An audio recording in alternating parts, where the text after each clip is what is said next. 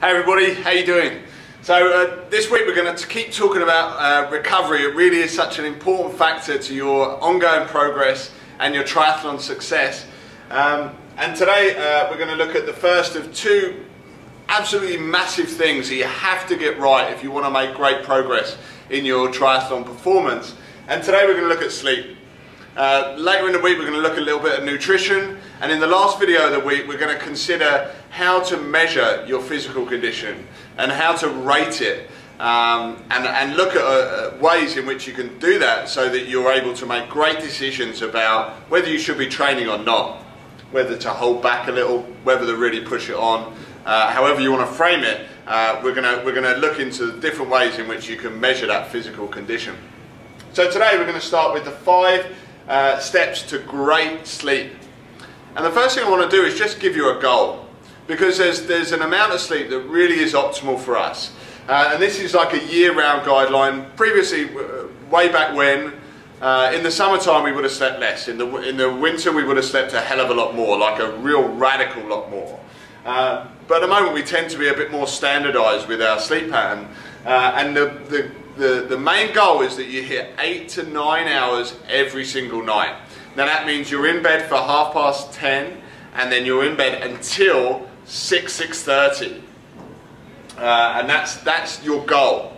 And that's going to be the way for you to increase your performance the most, is to get that adequate amount of sleep. Now obviously if you struggle with that, if you find that almost impossible, then all your other lifestyle factors need to be even better. But I would definitely advocate that you really try and nail the sleep, because it is one of the greatest factors in whether you're able to recover in between each and every session that you do. So here's the 5 steps. The first one is to get up when you wake up. Now even if that's ridiculously early, that's going to help to regulate you for the next day. So I'd always go with when you get up naturally. That's the best way to go. And what you'll find is if you can get to bed at a decent time and follow the natural path of the sun, so you're getting your head down quite early in the evening, you will wake up before your alarm. So that's alright to just get up. If you're up particularly early, the likely it is the next day you'll just sleep in a little bit more, and this will naturally regulate until you find like a real regular natural wake-up time, which is related to the time you went to bed, but also related to the amount of tiredness you have in your body. So if you need to sleep on a little bit, you can. And that's what will happen naturally if you let your body self-regulate, rather than going to bed late and then waking up with a horrible alarm that kind of shocks the hell out of you and feels really uncomfortable. Secondly, I'd encourage you to avoid caffeine after 12 noon. Now caffeine has a 10-hour half-life. So if you ingest caffeine at 12 o'clock at noon, at 10 p.m. in the evening, it's still going to be half there. Okay? So if you have it at 3, 4 or 5 o'clock in the afternoon, you can see the impact that that's going to have on your ability just to wind down and go to sleep for 10 o'clock or 10:30. So make sure you keep your caffeine before 12 noon. I'd also just kind of make a quick caveat to that. If you don't drink caffeine very often, and then you have a cup of caffeine, it's going to have a huge impact on you. If you're drinking caffeine regularly until 3 or 4 o'clock, and you don't really feel like it has much of an impact on when you go to bed, even if you're drinking caffeine into the evening, the likelihood is that you're completely dumbed down to its effect on your body. And then I'd question the quality of the sleep that you're getting. Even if you're going to sleep and you feel like the quantity is okay, I'd question the quality and the depth of the sleep that you're able to get with caffeine permanently in your system. I know with myself personally, if I'm struggling a little bit energy-wise, I'll tend to drink a little bit more caffeine, and it becomes habitual. It becomes definitely a kind of a pattern that happens. I feel like I need a coffee, and that's the last thing you really want to be in all the time. But you go through cycles with this. And I might end up having kind of caffeine at 3 or 4 o'clock in the afternoon if I'm seeing clients of an evening. Now the problem with that is I always go to sleep just fine. I'm a real regular sleeper early in the evening, so even as early as like 9:30, 9 o'clock, that sort of time.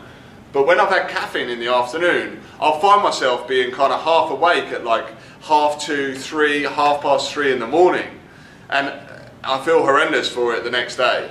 And guess what? Then I want more caffeine. So I definitely suggest that you keep your caffeine intake to before 12 noon if you can help it. Thirdly, I'd like you to prioritise your sleep area.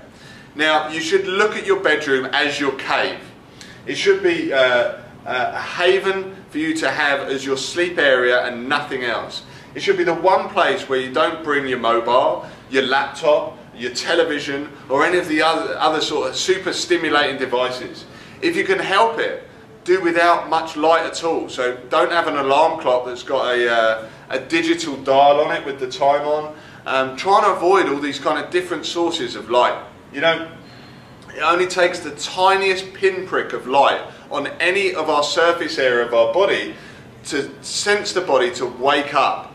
Now, that's really has a grave impact on you if you're sleeping with permanent light. Maybe if it's just a night light. There's almost nothing worse you can do for your kids than to put a night light in their bedroom, because it will keep them slightly awake all the time and it will stop them from resting adequately. So a pitch black, super comfortable sleep area is exactly what you should be prioritising. The fourth step is to let yourself take a nap. Now, that mid-afternoon slump is a completely natural thing. It's to do with what's going on with our hormones. And from 12 noon, when the sun's at its highest point and it's starting to move down in the sky, so are your wake-up hormones. So as we start to transition into a more of a rested state, getting ready for the evening, it's no kind of surprise that we have this slight slump in our energy as we're just transitioning. Now, if we try and fight that and add more caffeine, or we do something to really kind of wake ourselves up and kind of do it falsely, so maybe kind of eating sugar or having caffeine, unfortunately then you're going to screw up the time that you go to bed and the quality of the sleep that you have that night. Now, the impact of that is the following day's slump's only going to be greater. It's not going to feel better the next day. So just going with that mid-afternoon slump, taking a 20-minute power nap is a really great way of just managing that a little bit. Another great time to put this is directly after lunch. So there's nothing better for your digestion than to eat a nice meal slowly and then to take 20 minutes afterwards just to let that digest a little bit before you then start moving around again. And the last one is to manage the amount of artificial light that you're getting later in the day. Now, I'd suggest that after 6 p.m. you make a conscious effort to really only choose lamps for lighting and much duller lighting. If you're using the kind of main overhead lights within your home, that's really going to stimulate you. We live now in a perpetual summertime.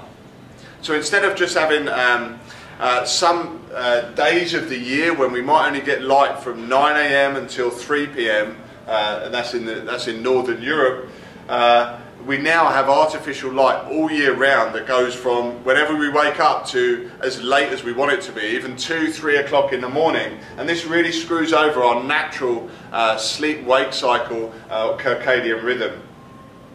So some suggestions for this would be just use lamps after 6 p.m, reduce the amount of kind of stimulating like television, light and noise that you get. And then also there's a great tip for your laptop. If you're having to work into the evening, if you're having to have these devices on around you, there's a great download called f.lux, and it's completely free, and that will match your computer screen to the time of day it is in your part of the world. So if it's getting dark at 4 p.m, the brightness of the screen will transition from like being at its brightest to being like more like a candle light.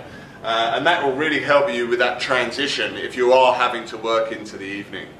Okay, here's 5 steps to great sleep. I hope it's been of benefit. There's way more information within the members area, and make sure you do leave any questions if you've got any. I'd love to speak to you, but hope this helped. Thanks a lot. Bye bye.